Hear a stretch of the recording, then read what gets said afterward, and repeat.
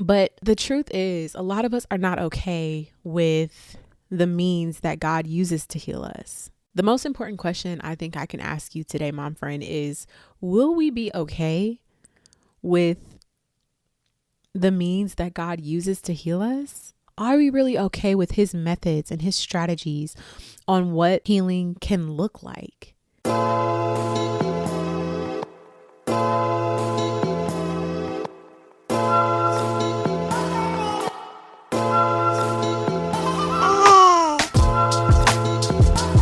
Hi, Mom.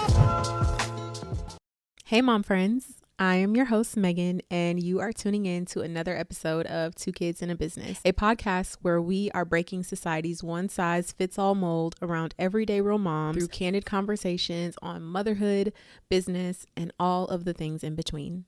Let's chat. Hey, mom friends. I am so happy to have you back here with me. Welcome, welcome as you tune in to the second episode of season 2. And I'm really proud of myself that I'm here. I'm proud that I'm continuously showing up. And I think that this season is going to be really fun, really great, and most importantly, really intentional. I feel like there's so many things that I'm going through that I really can't help but share, not because of like the tea of it all, but more so the testimony. Okay. That's a word. That's a word. Look, I'm already coming on here dropping bars. Like it's not about the tea, it's about the testimony.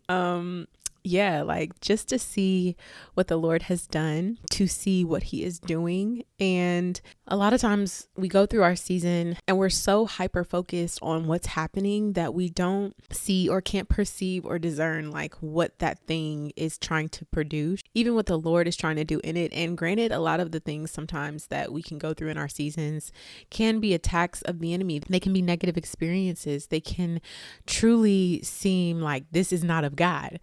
But I believe it's such a blessing to see and know how God can turn things around for our good, because as the word says, all things work together.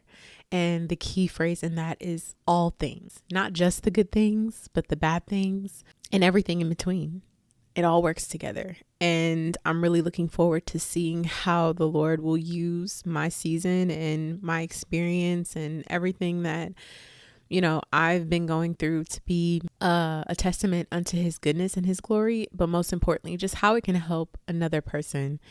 And I pray the same for you. I pray that whatever you're going through in your season, it's something that you'll be able to testify to. A lot of us are like going through things silently, and it's so important just to know that you're not alone and you're not crazy and you're not the only one going through things. And also really just like, as you get through the thing, like what is the Lord trying to speak to you or produce in you or deliver you from or even heal you from in what you're going through? Sometimes, I used to have this thing where like I would go through something and I would feel the need to try to like expound on it, to give it reasoning, just to make it worthwhile. We don't want to endure suffering for no reason.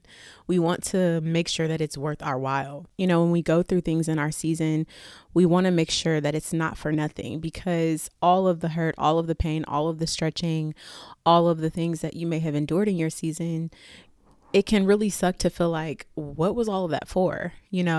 Was it all for nothing? And I don't believe it's all for nothing. I believe that there is some lessons in some things, but sometimes things do just happen, and we really can't like harp on it always being like this in-depth thing. I believe that the Lord does truly use things as we are completely surrendered to him in our lives, if we allow it, if we allow him to do so, and therefore it really is that deep. I think it's a beautiful thing to try to see the Lord in all of the things. Sometimes the things that you go through in your season, you really wonder like, what was that for? And being mindful that it's going to take time. Sometimes it's going to take time for that to be revealed. Like it's not always a quickening to be able to see the manifestation of what was on the other side, after everything that you went through. And God likes to take his time, especially with things that are of value, and to be able to show a thing that is proper and well and put together. And it's important to like realize that, because it's not by your doing that you'll deliver the finished product. The word says that the work that the Lord started in you, he is sure and faithful to finish it. And I think it's important that as we go through things in our season, like that God is going to be the one to deliver the finished product. It's all the matter of placing yourself in a posture before him, surrendered, allowing him to do his thing. I think for a long time in my season, with everything that I was going through, I felt like I was surrendering so much, but I just didn't know why. I didn't know the true root of why I would decide to just like throw my hands up in my situation and just be like, all right, God, you got it. Versus willingly seeing like, Lord, this is better in your hands and you can actually do something with this. You can actually deliver a well-finished product way better than I can. Like it is truly better in your hands. And instead of that, I was just like, after so many efforts of contending and striving and fighting to do it my way, to make it worth my while, I just was like, I give up.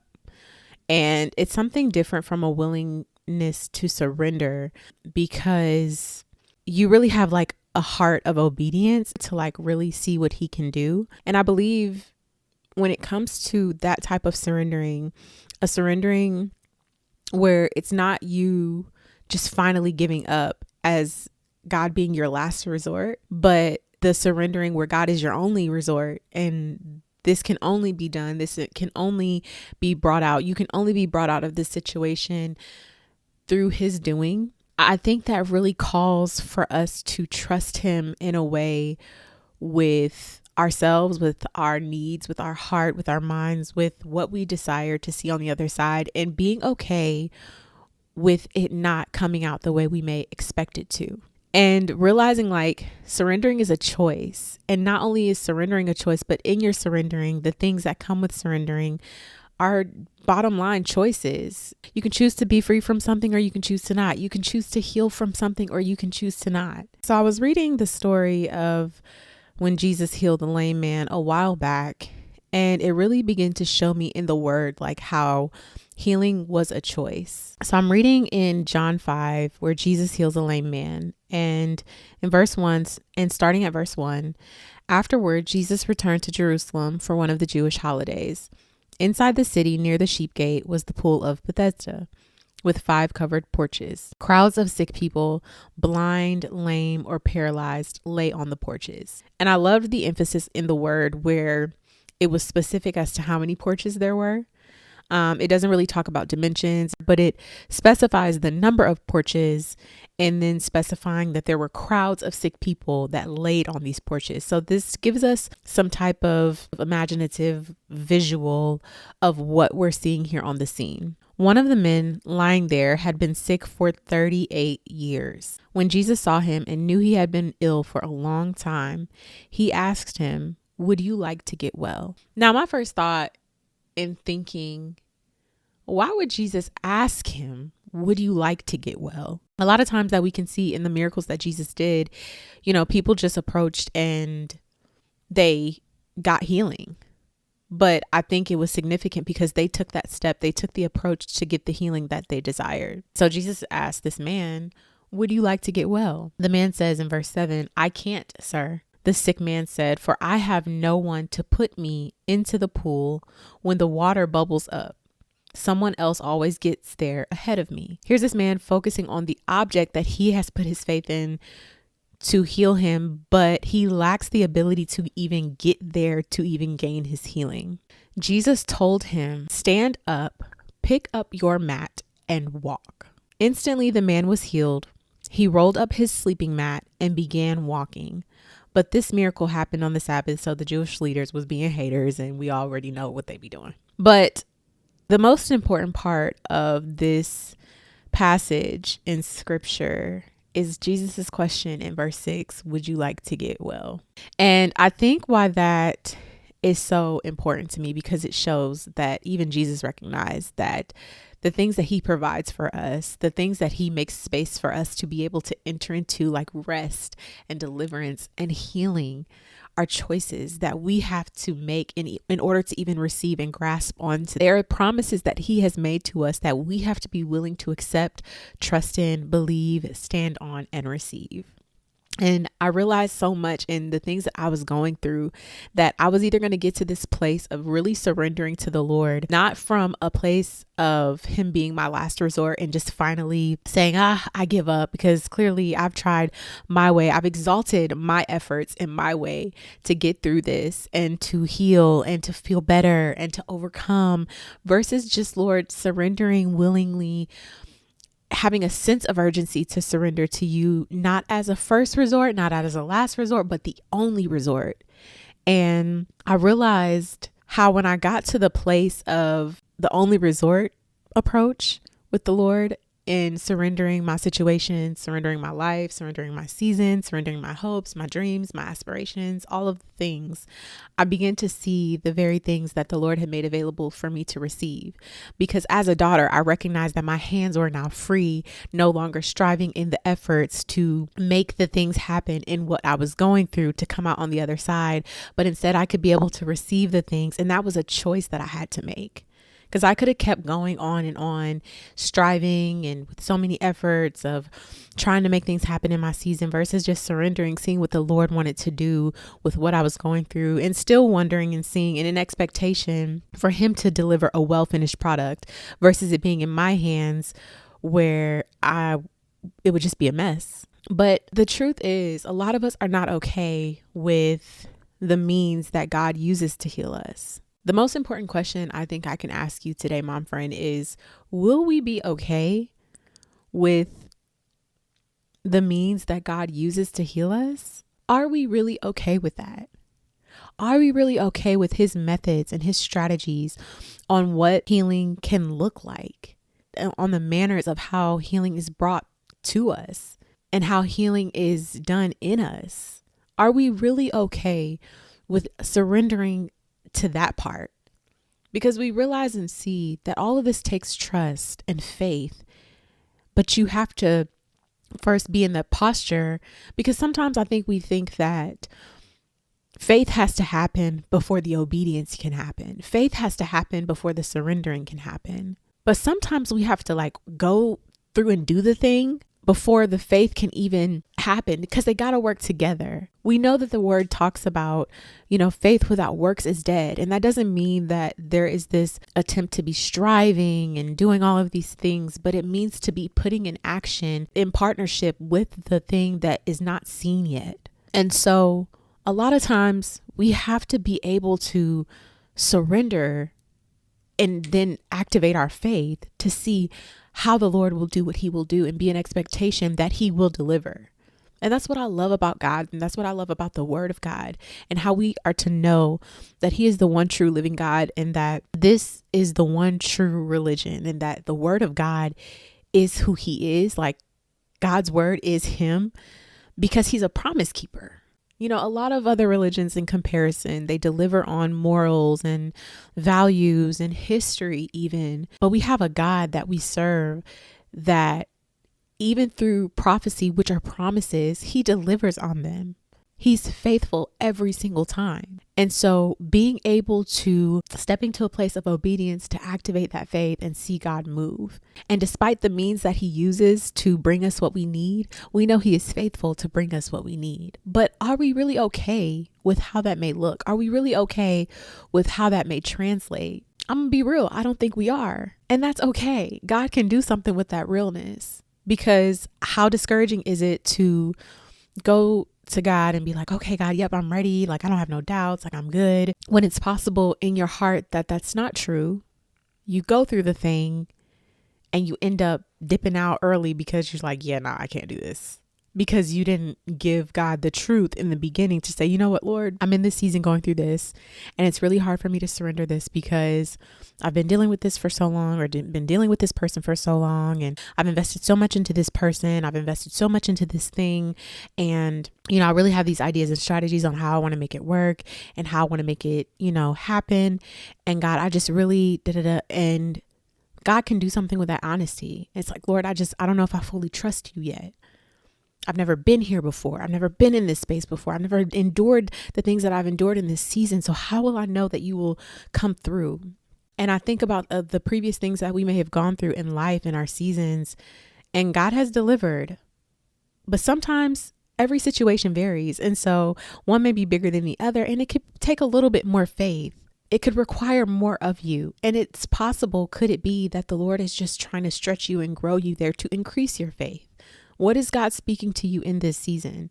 And based on that, will that make you more okay with the means that he uses to bring through whatever you're needing? Personally, for me, mine is healing. That's it for me. I need healing, and I had to discern and learn that healing was a choice. But even though with healing being a choice, and if I got to the point of surrendering to the Lord, saying, Lord, I need healing and I'm going to allow you to heal me, would I be okay with the means that he would use to bring that healing? For a long time, up until recently, I wanted to just get through whatever that I was going through. I wanted to get on the other side. And even in the healing, like even in making that choice to say, okay, I'm going to heal. Just like Jesus asked, would you like to get well?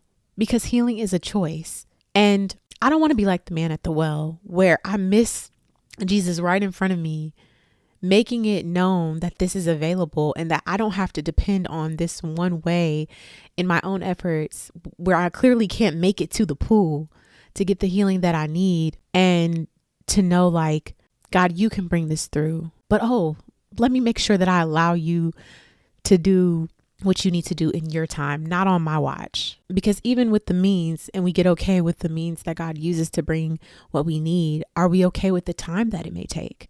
I was just so ready to get through my healing. I was tired of feeling the heavy loads of the work that it took. Even in surrendering to be healed, like it does take work. It takes work in staying committed to it. But for me, I just wanted to rush through.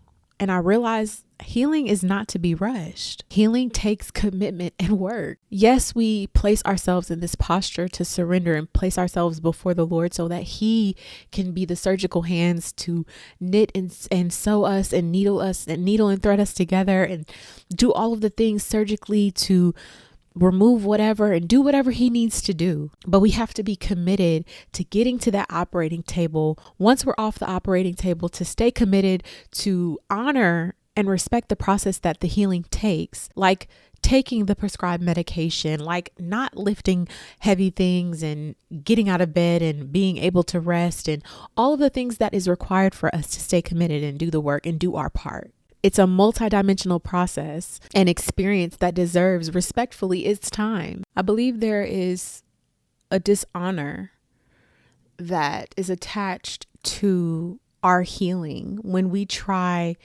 to do our way through it. When we try to do our way through it so we can do away with it. I think my efforts in trying to do away with my healing really stemmed from my experience and constant habits of being a high performer. As a high performer and someone that has literally tried to earn my way through life, constantly earning, not based on my worth and my value, I realized I could not earn my way through healing.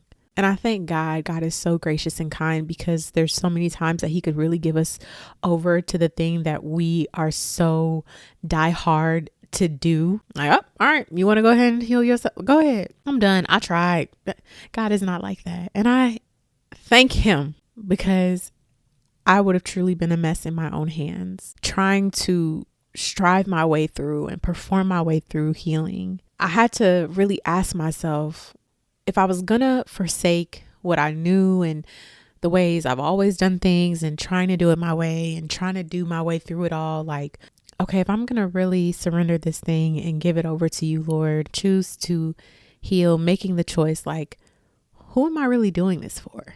For myself, for my children, for the people and the generations and the women that I'm attached to. And it helped me to see so much of how me making the choice to heal was not just for me. It did not just impact me. And then even going back into John, where Jesus healed the lame man, it wasn't just for him, because then after, he was able to tell even the Jewish leaders what Jesus had done for him. In verse 15, it says, then the man went and told the Jewish leaders that it was Jesus who had healed him.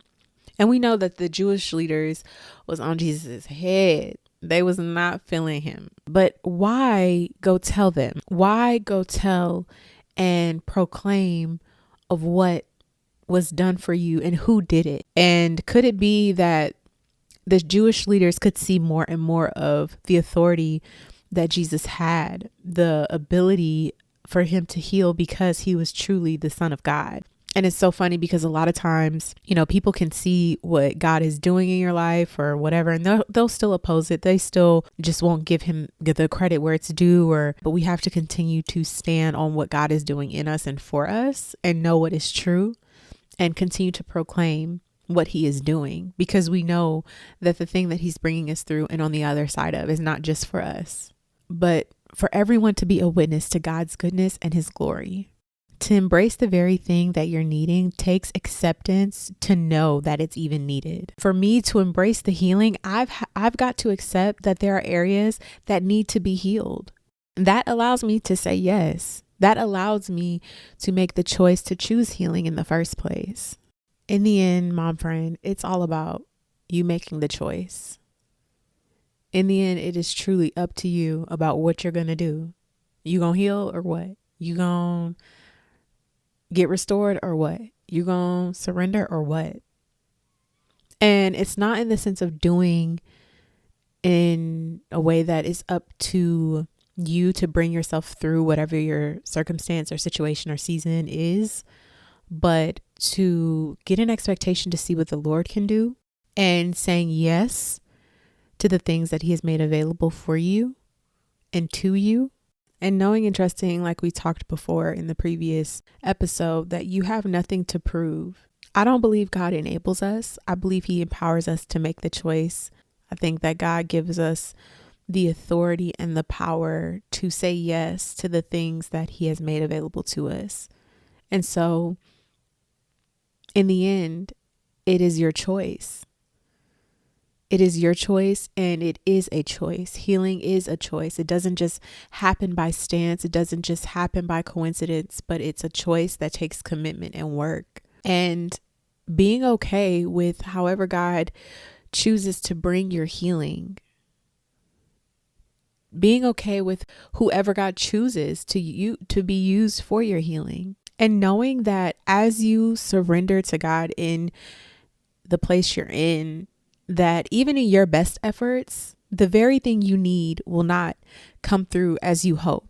And what I mean by that is a lot of times we can go through things and feel justified to bring whatever it is that we need on the other side.